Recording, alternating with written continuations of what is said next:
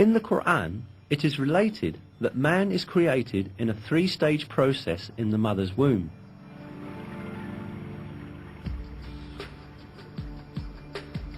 He creates you stage by stage in your mother's wombs, in a threefold darkness.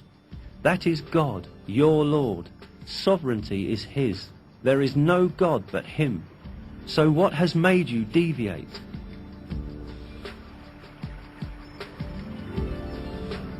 As will be understood, it is pointed out in this verse that a human being is created in the mother's womb in three distinct stages.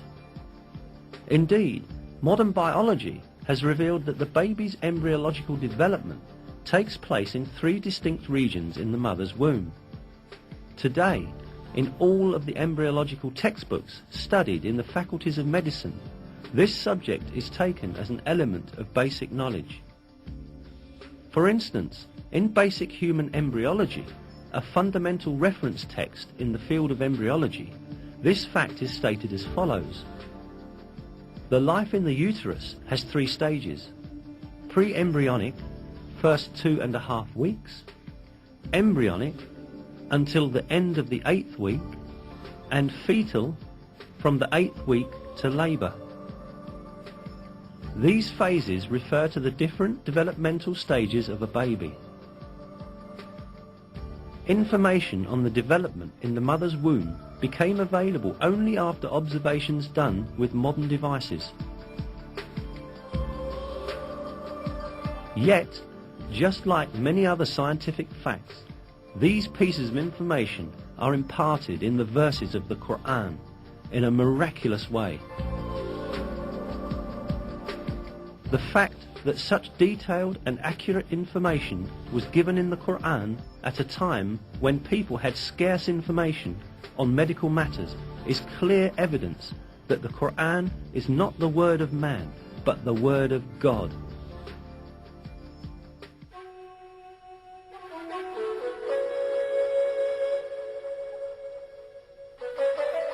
Another miraculous aspect of the Qur'an is that it revealed beforehand a number of important events that would occur in the future.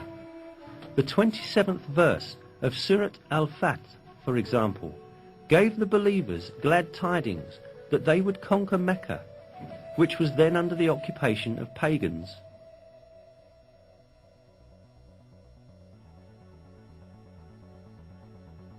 God has confirmed His messenger's vision with truth. You will enter the Masjid al-Haram in safety, God willing, shaving your heads and cutting your hair without any fear. He knew what you did not know and ordained, in place of this, an imminent victory.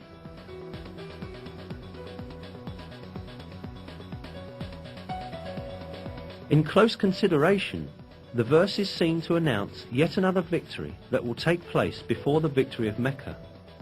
Indeed, as stated in the verse, the believers first conquered the Kaaba fortress, which was under the control of the Jews, and then entered Mecca.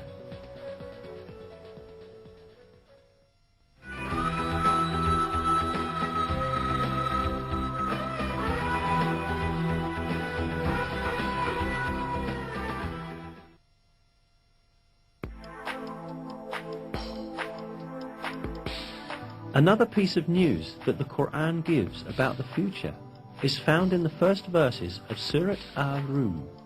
In these verses, it is stated that the Byzantine Empire had met with a great defeat, but that it would soon gain victory. The Romans had been defeated in the land nearby, but after their defeat, they will themselves be victorious in a few years' time. The affair is God's from beginning to end.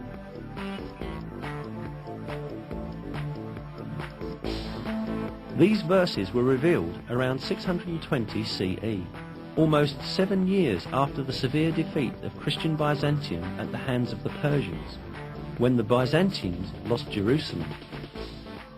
Yet it was related in the verses that Byzantium would shortly be victorious.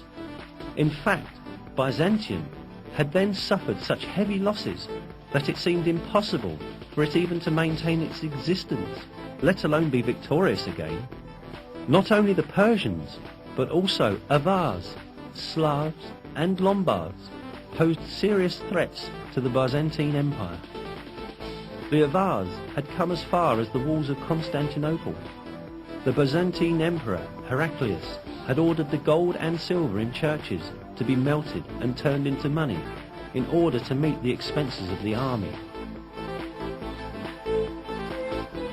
Many governors had revolted against Emperor Heraclius, and the empire was on the point of collapse.